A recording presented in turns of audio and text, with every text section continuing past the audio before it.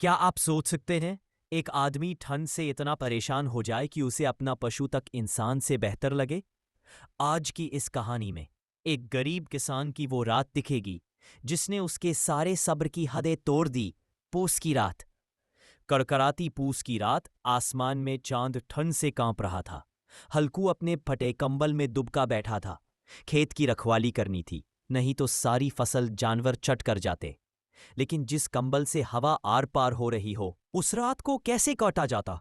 घर पर मुन्नी भी परेशान थी। कंबल लाओगे तो महीने का खर्च कौन चलाएगा? हल्कू चुप था। गरीबी ने उसके जवाब छीन लिए थे। घर में रोटी कम थी, कर्ज ज्यादा और ऊपर से हाड़ गला देने वाली ठंड।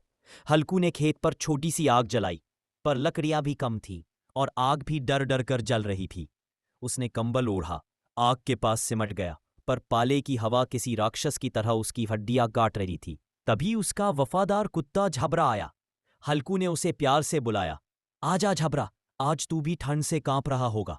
दोनों आग के पास बैठे, जैसे दो साथी एक दूसरे को सहारा दे रहे हों। जैसे जैसे रात गहराई, आग बुझती गई। हल्कू लगातार जाग रहा था, पर ठंड उसकी आंखों की रोशनी चुरा ले रही थी। उसने खुद को कंबल में छोड़का और झबरे के करीब खिसक आया। ठंड ऐसी थी जैसे बर्फ का दरिया उसके शरीर में घुस गया हो। दूर किसी झाड़ी में हलचल हुई। नीलगायों का झुंड खेत की ओर बढ़ रहा था। हल्कू ने उठने की कोशिश की, पर उसकी देह जम चुकी थी। वह डर गया, जान भी जाए पर उठूं कैसे? और नीलगाय खेत की फसल चबा गई। हल्कू बस बेहाल पड़ा रहा।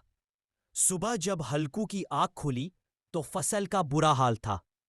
झबरा उसके पास बैठा था, जैसे रात भर उसकी पहरेदारी की हो।